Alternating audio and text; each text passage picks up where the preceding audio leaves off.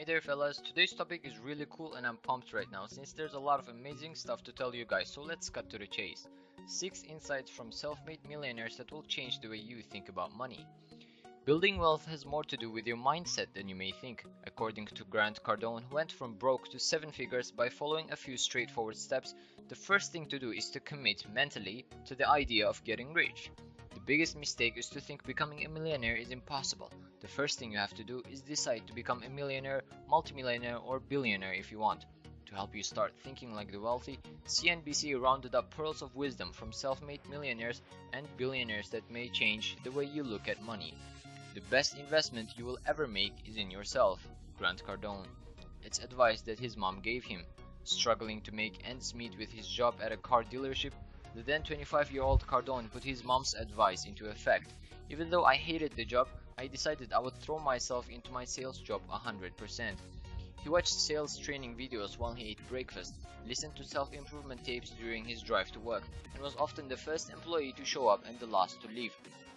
Cardone started to see results. He went from making $3,000 a month to $6,000 a month in his commission-based job. By 30, the entrepreneur had notched his first million. Regardless of the size of your paycheck, you probably already make enough money to become rich. David Bach. How much you earn has almost no bearing on whether or not you can and will build wealth, writes self-made millionaire David Bach in The Automatic Millionaire. It's not about how much money you make, he says, but how much you keep. The good news is that you don't have to earn 6 figures to start saving and investing. Anyone can find ways to set aside a portion of their income. The philosophy is one of paying yourself first. The key is to start as early as possible in order to reap the full benefits of compound interest. You can have it all, Steve Siebold. You don't have to choose between having a great family and being rich, says self-made millionaire Steve Siebold.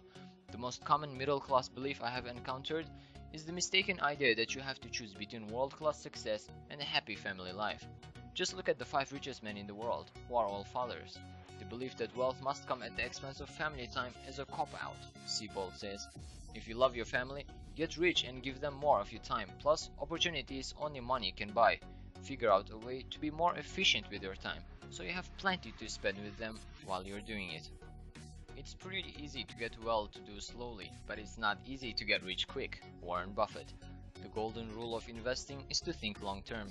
The most successful investors like self-made billionaire Warren Buffett use the buy and hold strategy. The money is made in investments by investing and by owning good companies for long periods of time. If they buy good companies, buy them over time, they're going to do fine 10, 20, 30 years from now. There's nothing more important to securing your financial future than getting paid what you're worth. Grant Cardone. In fact, the number one thing that will dictate your future earning potential and get you to $1 million the fastest is how much money you are being paid today, says Grant Cardone, who went from having $2.26 in his bank account to $1 million in just 5 years. Unfortunately, you probably aren't being paid what you're worth. You can't sit around and expect a raise or bonus to fall in your lap. You have to ask for what you want, and there's a right and a wrong way to go about asking for a raise. Cardone recommends looking at the salary range for someone with your level of experience in your industry, which help you understand what you're worth. Then take that information to your boss and emphasize what you bring to the company. Remember, it doesn't hurt to ask, he tells CNBC. A lot of people are ultimately afraid that people are going to say no, and so they undervalue themselves and they undervalue their services.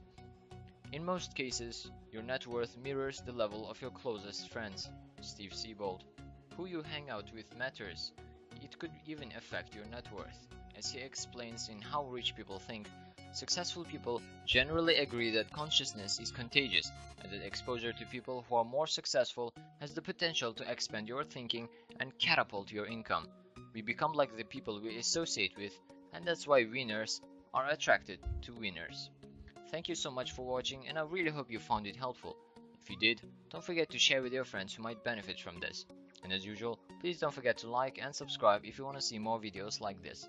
Until the next time, I'll see you soon. Peace.